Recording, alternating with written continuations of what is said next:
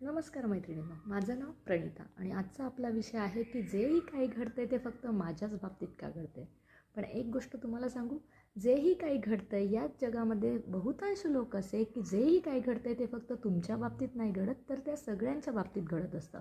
तुमचे मित्र तुम्हाला सोडून जाणं असू दे, तुमचा जॉब जाणं असू दे किंवा तुमचे प्लॅन फेल होणं असू दे, असल्या ज्याही काही अडचणी येतात, ज्या घडतात त्यानंतर आपण सतत विचार करत असतो की हे जाई घडतं आहे ते सगळं माझ्याच बाबतीत का घडतं आहे. पण त्यात आपण हार न मानता त्या अडचणींवर मात करून पुढे जाऊन नवीन सुरुवात करणं हे महत्त्वाचं असतं.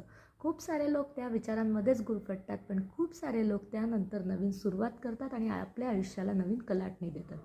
ही परिस्थिती जी येते ती फक्त तुमच्यावर नाही येत आणि या परिस्थितीशी सामना करणं हेच तुमचं खरं तर सामर्थ्य असतं. अडचणी या येतात यासाठी येत असतात की त्यातून त्या तुम्हाला ताकदवान बनवतात. त्या परिस्थितीला सामना कशा करायचा हे सगळं तुम्हाला शिकवत असतात. म्हणून कधीही जर काही घडलं, वाईट घडो चांगलं घडो, तुम्ही त्यावेळी असा विचार करू नका हे जे काही घडतं आहे वाईट ते फक्त माझ्याच बाबतीत का घडतं आहे. तर असं नसतं, त्यातून नवीन काहीतरी सुरुवात करायची, हार न मानता आणि पुढे जात राहायचं. तर कसं वाटलं तुम्हाला रील्स? आवडली असेल तर लाईक करा, शेअर करा आणि सबस्क्राईब करा. तोपर्यंत